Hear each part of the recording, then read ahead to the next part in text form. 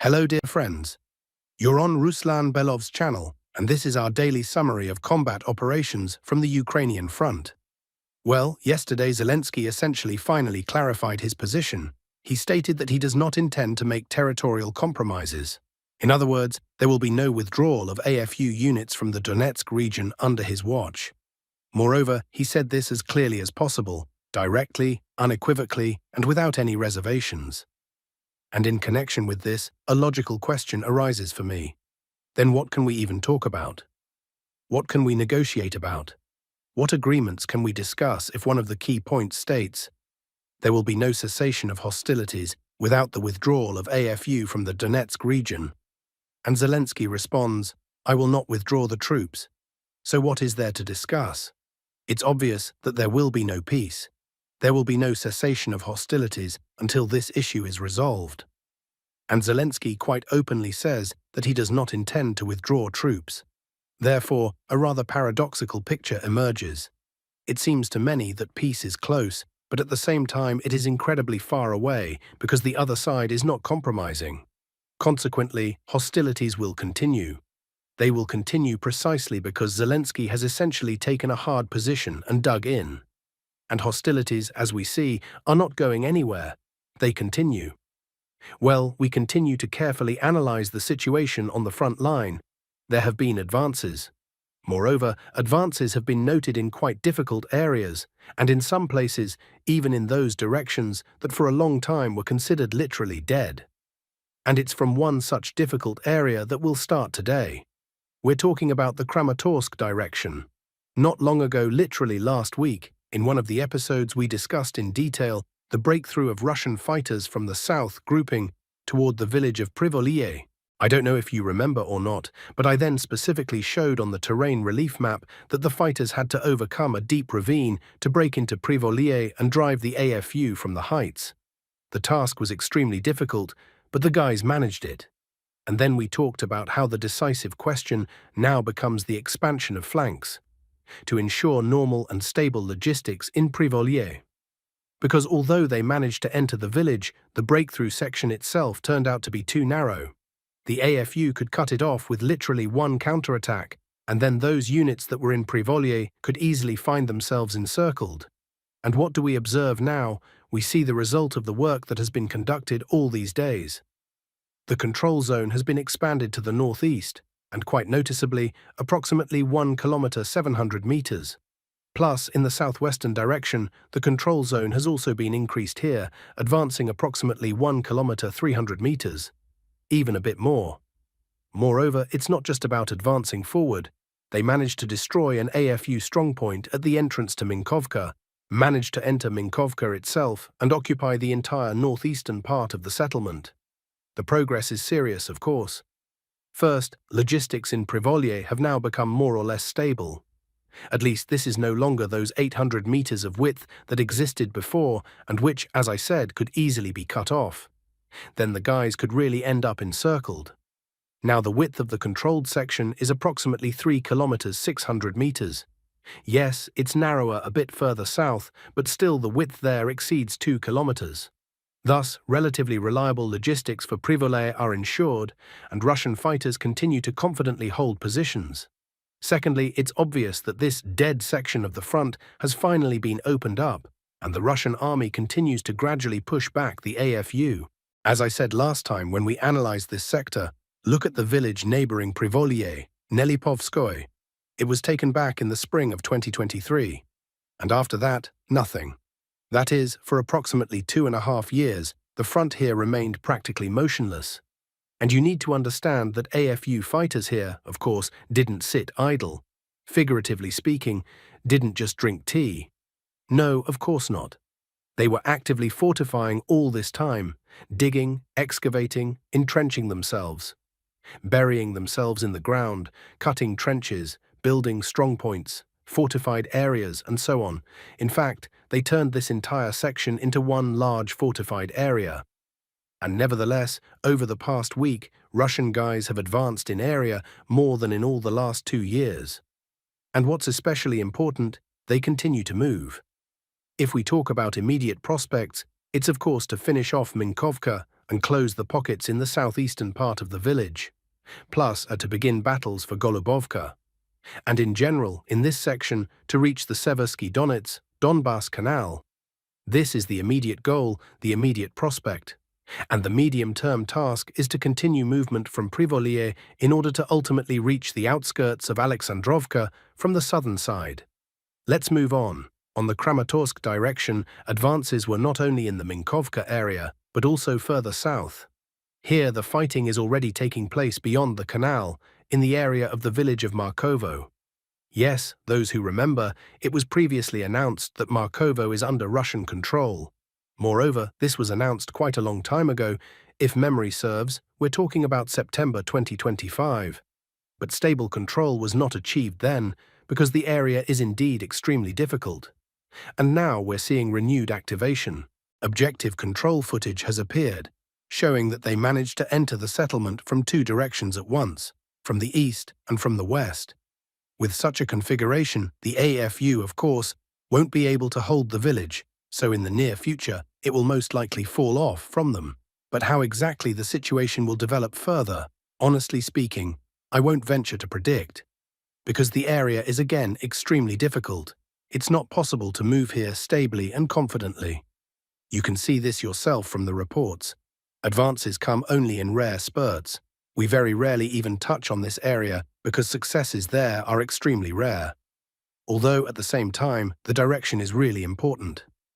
And the importance here is not so much that with further advancement west from Markovo to Fedorovka, then to Velikozminovka and Semyonovka, you could theoretically reach the southern outskirts of Kramatorsk. Still, Kramatorsk, honestly, looks like a rather distant goal for now. The point here is different. Advancement along the line Markovo, Fedorovka, Velikozminovka, Semyonovka would allow forming a stable northern flank of Konstantinovka, which is often called the Northern Balcony. And from this balcony, it would be possible to seriously impact the logistical route Druzhkovka, Konstantinovka. In other words, reaching Semyonovka would provide stable positions just 8 kilometers from the main supply artery of Konstantinovka, which naturally would extremely negatively affect the provision of the Ukrainian garrison in the city. And this, in turn, would facilitate the task for those Russian assault groups that are advancing in the city itself. Further, of course, from Semyonovka, it would be possible to begin not only fire pressure, but also quite real physical pressure on the Druzhkovka direction, which in the long term could generally nullify all logistics. But this is all still a prospect, and reality is significantly more complex. Advances are achieved with colossal difficulty. In the air, a massive amount of birds. Meanwhile, the Russian army continues to achieve success on the far western flank of the Konstantinovka, or in this case, we can even say Druzhkovka direction. I'm talking about the area of Shakovo. Only if the question regarding Shakova and Sofievka is already closed, then fighting continues in Toretsk. I told you in one of the episodes that they managed to enter the village, but then it wasn't yet displayed on the map. Now mappers have finally marked it. The advance through the residential development of Toretsk was more than 2 kilometers, and already half of the settlement, and possibly even slightly more than half, is under our stable control. Thus, the last AFU stronghold from the entire Shakovo defense node is being finished off. Let me remind you, as I said, this defense node consists of 3 settlements: Shakovo, Sofievka, and Toretsk. With Shakovo and Sofievka, everything is completed. The question is closed there. Now Toretsk is also gradually being finished off. And then pressure will go on Pavlovka, then on Torskaya, then on Raiskaya, and further, reaching Druzhkovka. That's how things are. As I said at the very beginning of the episode, there aren't that many advances, but they exist. And as you can see from the review, they all occur in the most difficult areas. And you know, honestly, the trend itself is also very telling. Those directions that stood for years, not months, but specifically years, have now in recent weeks really noticeably activated. And this also says a lot. There was, for example, the Seversk section, where the AFU, it seemed, held positions in the Belogorovka area for years. Everything collapsed. And where is the front now? Now the front line is already approximately 20 kilometers from Belogorovka, and possibly even further.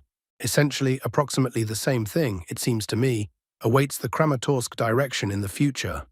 Now it is gradually, step by step, beginning to come alive and activate. It's already visible that despite the colossal volumes of engineering work that were carried out here, how much was dug, excavated, entrenched and buried, Ukrainian units are still beginning to sag. And further, judging by the trend, there will only be more of this.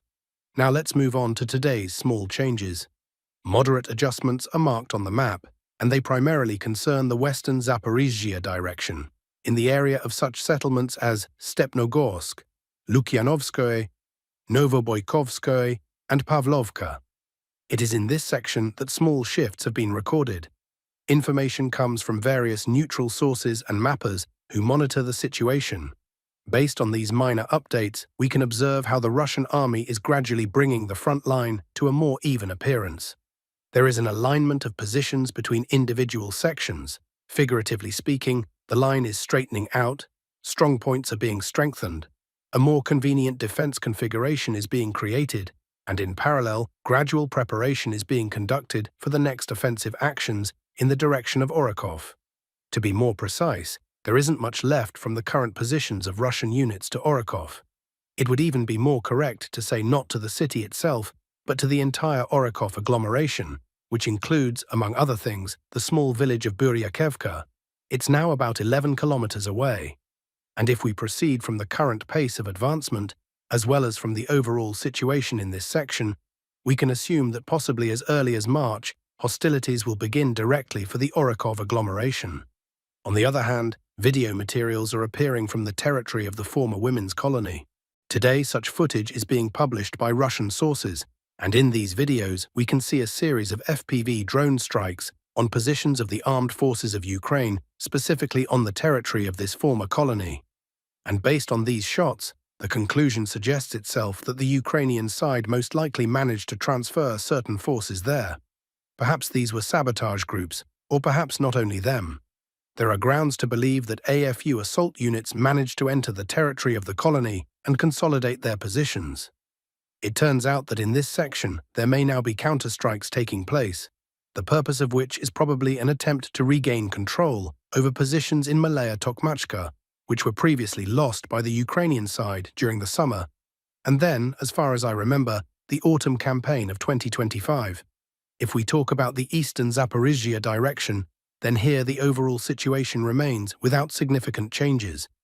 There are small updates on maps published by various services, but they mainly either duplicate or confirm information that has already previously appeared from various pro-Russian analysts and experts.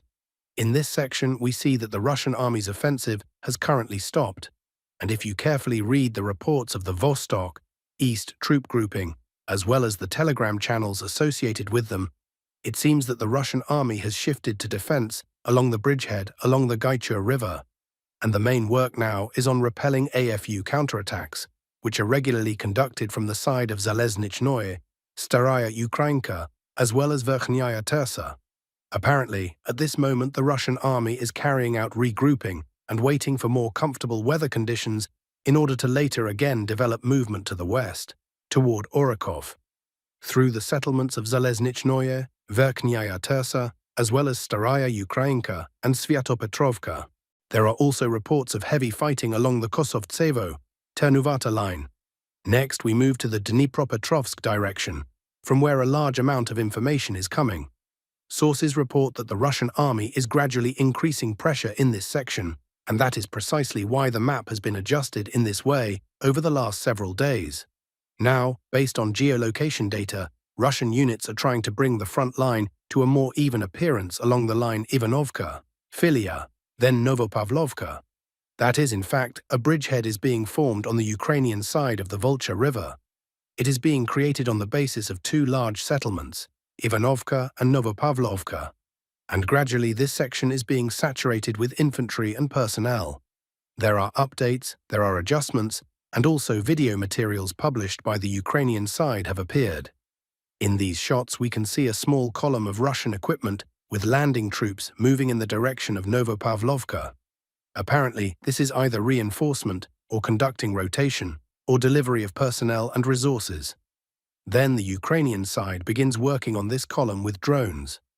That is, these shots were taken precisely in this section. Russian equipment was moving approximately along such a route, somewhere in this direction. Perhaps the column was heading toward Ivanovka, perhaps toward the road turn in this part, or perhaps was trying to reach closer to the southwestern part of Novopavlovka. That is, activity here is now quite high, and the Russian army continues to advance slowly but consistently. On the Dobropol direction, small changes have also been noted. The map was adjusted approximately like this over the past day. The Russian army there continues to straighten the front line along the railway in the direction of Novy Donbass, Ivanovka, Dorozhnyanka, Zatishek, and further toward Rodinskoye. In addition, Russian units are actively conducting offensive operations in the area of the settlement of Grishinu. Objective control footage of strikes on AFU positions in the central part of the settlement has appeared. However, no major and sharp changes in this section have been observed so far. A similar situation is developing on the Druzhkovka section of the front. Here there are also small adjustments, both in the area of Novopavlovka and in the area of Toretsk. Today a number of pro-Russian experts report the advancement of Russian units within a small village in this section. According to individual analysts, Russian units managed to confidently consolidate in the southern part of the settlement, and now pressure is gradually increasing to the north, in the direction of two large fortified strongpoints located in the northern part of this village. The Russian army is also gradually expanding the control zone in the area of the settlement of Novopavlovka. However, as you can see, without any fundamentally major changes. A similar picture is observed in the area of Konstantinovka. Let me remind you that according to the latest data, Russian units managed to advance noticeably in the northern part of the city, specifically in the area that is located north relative to the Krivoy Toretsk River. This Toretsk River divides the settlement essentially into two parts. In addition, the Russian army is actively impacting Ukrainian logistics. Strikes are being delivered on bridges, and full fire control is being established over all possible routes for ammunition supply. If we sum up the overall result for the past day, 11.2 square kilometers of territory came under Russian control. Well, that's all for today regarding the situation.